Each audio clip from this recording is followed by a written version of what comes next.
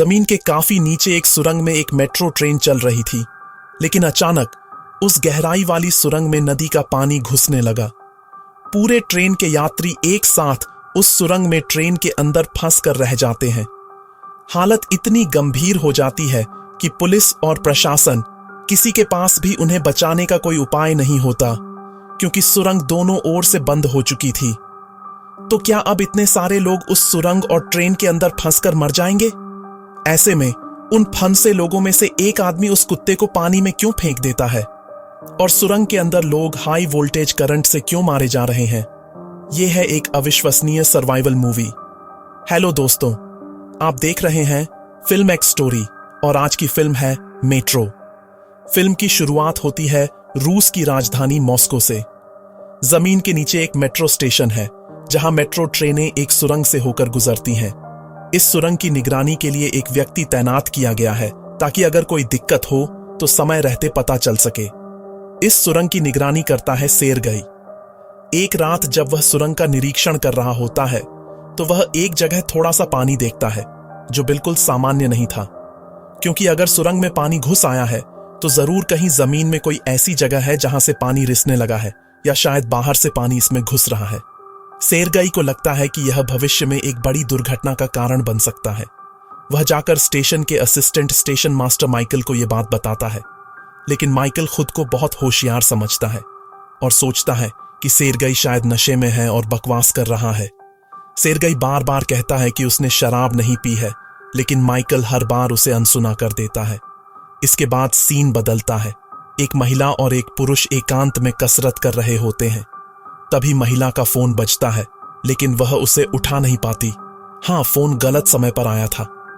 इस महिला का नाम है एरिना, और जो बार बार फोन कर रहा था वो है उसका पति आंद्रेई। इसका मतलब एरिना जिस व्यक्ति के साथ उस वक्त थी वह उसका पति नहीं था। उस आदमी का नाम था व्लाद, यानी एरिना अपने पति के साथ नहीं बल्कि किसी और के साथ थी। फोन देखते ही व्लाद कहता है, तुम्हारा पति आंद्रेई तो हमारे रिश्ते के बारे में सब कुछ जानता है, तो फिर तुम्हें छोड़ क्यों नहीं देता?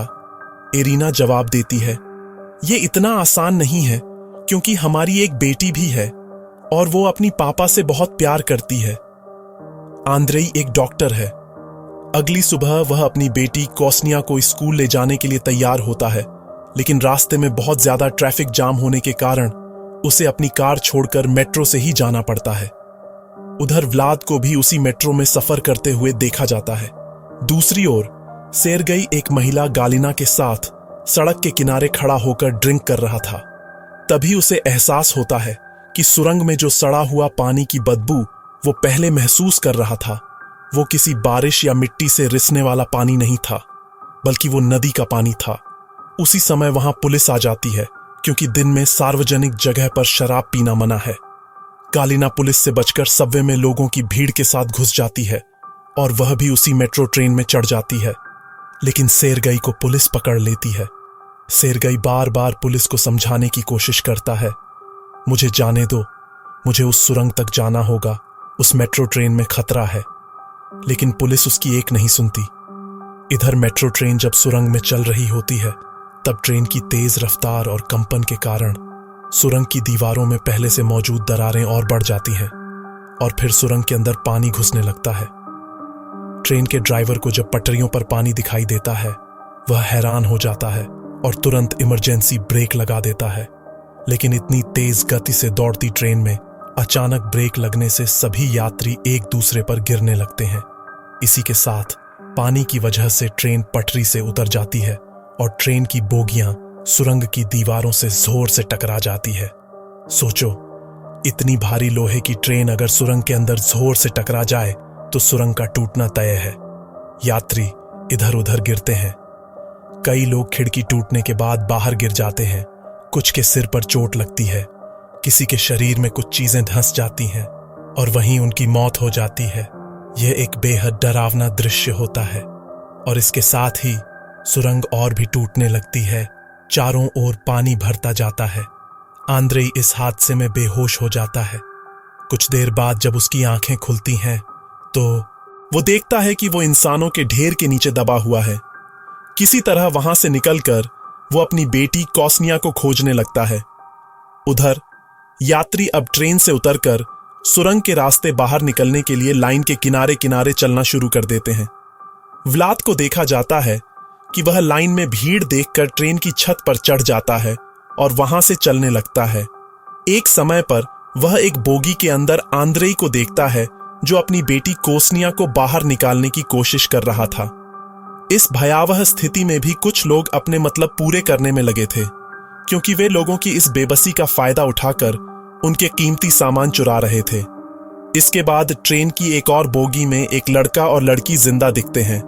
लड़के का नाम डेनिस और लड़की का नाम अलीजा। अलीजा को सांस लेने में दिक्कत हो रही थी क्योंकि उसे सांस की बीमारी थी। तब डेनिस अपने बैग से उसका इनहेलर निकालकर उसे देता है। दूसरी ओर कंट्रोल रूम के लोग जब ट्रेन के ड्राइवर से संपर्क करने की कोशिश कर रहे होते हैं, तभी मॉनिटर पर उन्हें रेड सिग्नल यानी लाल संकेत दिखाई देता है और वे अच्छी तरह से जानते हैं कि इसका मतलब है कि उस ट्रेन में कोई भयानक हादसा हो चुका है। माइकल अब समझ जाता है कि सेरगई जो कल कह रहा था वो बिल्कुल सही था। उसकी बात पर ध्यान न देकर उसने एक बहुत बड़ी गलती कर दी। इधर एक और ट्रेन लाइन पर इंतजार कर रही थी। जब वह ट्रेन जाएगी तभी अगली को छोड़ा जाएगा। हेड ऑफिस से उस ट्रेन के ड्राइवर को आदेश दिया जाता है कि सुरंग में बिजली की सप्लाई काट दी जाएगी, क्योंकि वहां पानी भर रहा है और अगर वहां बिजली रही तो करंट से लोग वैसे ही मर जाएंगे। आंद्रेई के साथ एक और शख्स था, उसका नाम था मिल। जब वह बाकी यात्रियों को देखकर ट्रेन से उतरने की कोशिश करता है, तभी व्लाद उसे रोक देता है। व्लाद कहता है, अभी भी सुरंग में बिजली है और नीचे पानी भी है, मतलब यहां से नीचे उतरना मौत के बराबर है। तभी एक और भयानक घटना घटती है। वो मेट्रो ट्रेन जो रुकी हुई थी वापस लौटने के लिए चलने लगती है। चूंकि मेट्रो बिजली से चलती है, ट्रेन के चलने के कारण सुरंग में भरे पानी में शॉर्ट सर्किट हो जाता है और करंट उस पानी के जरिए पूरे सुरंग में फैल जाता है, जिसके कारण पानी में चल रहे यात्रियों में से केवल गिनती के कुछ लोग ही सूखी जगह तक पहुंच पाते हैं। बाकी सभी लोग उस करंट की चपेट में आकर पल भर में ही मर जाते हैं।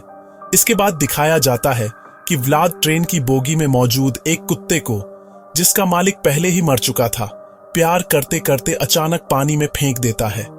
वो ऐसा इसलिए करता है ताकि ये पता चल सके कि पानी में अब भी करंट है या नहीं, और इसीलिए वो उस बेजुबान कुत्ते को पानी में फेंक देता है। कहां भी जाता है, जब बात खुद की जान बचाने की आती है तो इंसान सबसे ज्यादा स्वार्थी हो जाता है। जब उसे समझ आता है कि अब पानी में करंट नहीं है, तब वह फिर से उस कुत्ते को बाहर निकाल लेता है। उधर डेनिस और अलीजा जब टनल से आ रहे होते हैं, तभी अचानक एक ट्रेन उनकी ओर झुकने लगती है और वे उसके नीचे दबने ही वाले होते हैं। लेकिन किस्मत से उनके सामने एक दरवाजा होता है और वे किसी तरह उस कमरे जैसे केबिन में घुस जाते हैं। स्टेशन पर अपनी ट्रेन का इंतजार कर रहे लोगों को जब पटरी से घायल और परेशान लोग आते हुए दिखते हैं, तो वहां अफरा तफरी मच जाती है। बचे हुए यात्री जब स्टेशन से बाहर आते हैं तो एक लंबी सांस लेते हैं और तभी एक अनाउंसमेंट होता है, किप स्टेशन, यानी उस स्टेशन की ओर जहां पानी घुसा है, वहां के सभी गेट बंद कर दिए जाएंगे और बाकी स्टेशनों का क्या किया जाएगा ये बाद में बताया जाएगा। उधर सभी उच्च पदस्थ अधिकारी एक मीटिंग में बैठे हैं कि इस खतरनाक स्थिति में कैसे बचे हुए लोगों को बाहर निकाला जाए, कैसे सुरंग में करंट सप्लाई को बंद किया जाए और ट्रेन को वापस लाया जाए। इरीना जब यह खबर टीवी पर देखती है तो तुरंत अपनी बेटी कोस्निया के स्कूल में कॉल करती है, पूछती है क्या उसकी बेटी स्कूल पहुंची है। तब उसे पता चलता है कि उसकी बेटी कई दिनों से स्कूल आई ही नहीं है। वह तुरंत समझ जाती है कि उसकी बेटी अपने पिता आंद्रेई के साथ उसी मेट्रो में फंसी हुई है। वह फौरन स्टेशन की ओर भागती है। रास्ते में वह व्लाद से भी संपर्क करने की कोशिश करती है, क्योंकि व्लाद की जान पहचान कई ऊंचे अधिकारियों से है। उधर पुलिस और सेना की टीमें पहले से ही स्थिति को संभालने में लगी हुई हैं और इस बीच कई उच्च अधिकारी और बचाव कर्मी घटनास्थल पर पहुंच चुके होते हैं। वे सुरंग में प्रवेश करते हैं और देखते हैं कि वहां से एक के बाद एक लाशें बाहर निकाली जा रही हैं। उधर ट्रेन की बोगियों के बीच से होकर जाते समय आंद्रेई और बाकी लोग गालिना को ढूंढ निकालते हैं और जब वे ट्रेन से उतरकर सुरंग के रास्ते आगे बढ़ते हैं, तब डेनिस और अलीजा से भी उनकी मुलाकात होती है। लेकिन तभी अचानक पानी के तेज दबाव के कारण एक बोगी टूटकर उनकी ओर तेजी से आने लगती है। बाकी सभी लोग यह देखकर सुरंग के अंदर एक खाली स्पेस में घुस जाते हैं, लेकिन मिखाइल वहां घुसने से इनकार कर देता है और इसी कारण उस बोगी की चपेट में आकर मारा जाता है। बाकी लोग उस पासेज से आगे बढ़ते हुए एक बंकर तक पहुंचते हैं। उस बंकर के ठीक ऊपर शहर का एक मैनहोल होता है। मैनहोल यानी सड़क के बीच बड़े बड़े ढक्कन वाले गड्ढे जो सुरंग तक नीचे जाते हैं और शहर का पानी निकालने का काम करते हैं। वे सब जोर जोर से चिल्लाते हैं, लेकिन मैनहोल से कोई आवाज सुनाई नहीं देती, क्योंकि वे बहुत गहराई में होते हैं और वहां फोन नेटवर्क भी नहीं होता। उधर ट्रेन की बोगियां सुरंग में अटक जाने से पानी का बहाव रुक जाता है और बोगी के पीछे की सुरंग में पानी का स्तर लगातार बढ़ता रहता है। इससे आंद्रेई और बाकी लोग थोड़ा ऊपर तैरकर जैसे ही पहुंचते हैं, उन्हें थोड़ी नेटवर्क सिग्नल मिलती है और वे एरिना को कॉल करके बताते हैं कि वे एक बंकर के अंदर हैं। एरिना यह बात स्टेशन मास्टर को बताती है, जिसके बाद कुछ रेस्क्यू टीम के लोग उस मैनहोल के पास पहुंचते हैं। उधर पानी का दबाव इतना ज्यादा बढ़ जाता है कि ट्रेन की एक बोगी फट जाती है। हालांकि इससे उनके बंकर में पानी का स्तर कम होता है, लेकिन तेज बहाव उन्हें बहाकर दूर ले जाता है और जब मैनहोल से नीचे आए रेस्क्यू वर्कर वहां पहुंचते हैं तो उन्हें वहां कोई नहीं मिलता। उन्हें पानी से बहते हुए लोग सुरंग के किनारे रेल की पटरी के पास एक सूखी जगह पर मिलते हैं। लेकिन वहां अचानक व्लाद एरिना की बात छेड़ता है और आंद्रेई से बुरा व्यवहार करने लगता है। वह कहता है, तुम्हारी बीवी के साथ मेरा अफेयर चल रहा है, तुम्हें उसे छोड़ देना चाहिए और किसी और को ढूंढ लेना चाहिए। यह सुनकर आंद्रेई का गुस्सा फूट पड़ता है और वह व्लाद को पकड़कर पानी में डुबो देता है। गालिना यह सब देखकर बहुत डर जाती है। गालिना जोर से चीख उठती है और उसकी आवाज सुरंग के ऊपर खड़े रेस्क्यू वर्करों तक पहुंच जाती है। जब सुरंग के अंदर मौजूद लोग लगभग उम्मीद छोड़ चुके थे, तभी 2 रेस्क्यू वर्कर उन्हें ढूंढ निकालते हैं। लेकिन तब तक पूरी सुरंग टूटने लगती है और नदी का पानी तेज बहाव के साथ सब कुछ तबाह करता हुआ अंदर घुसने लगता है। इस कारण उन 2 रेस्क्यू वर्करों में से एक वॉकी टॉकी के जरिए कंट्रोल रूम से कहता है कि सुरंग का मुख्य गेट बंद कर दिया जाए, क्योंकि अगर गेट नहीं बंद किया गया तो वो पानी सब कुछ नष्ट कर देगा और ऊपर तक भर जाएगा। आखिरकार गेट बंद कर दिया जाता है, लेकिन तब तक कुछ लोग अभी भी सुरंग के अंदर फंसे होते हैं। इसके बाद दिखाया जाता है कि सभी लोग एक नाले के रास्ते से होकर उस मैनहोल के ठीक नीचे पहुंच जाते हैं।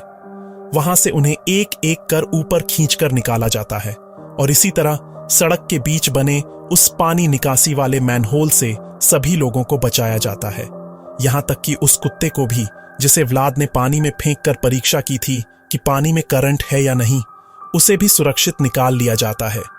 सेर्गेई गालिना से मिलने आता है। डेनिस और अलीजा साथ रहने का फैसला करते हैं। इस कठिन परिस्थिति ने उन्हें सिखा दिया कि वे एक दूसरे के कितने जरूरी हैं और एक दूसरे की साथी बनकर वे कितना मानसिक सहारा बन सकते हैं। इधर एरिना भी अंत में अपने पति आंद्रेई को ही चुनती है और उसी के साथ चली जाती है। हाँ, 2-3 दिन के लिए थी, टेस्ट पार्टी जैसा कुछ। जो भी हो, इस तरह एक भयंकर ट्रेन दुर्घटना ने कई लोगों की जिंदगी में हमेशा के लिए एक काला दिन लिख दिया। फिर मिलेंगे अगली वीडियो में, तब तक मेट्रो की एक राइड हो जाए।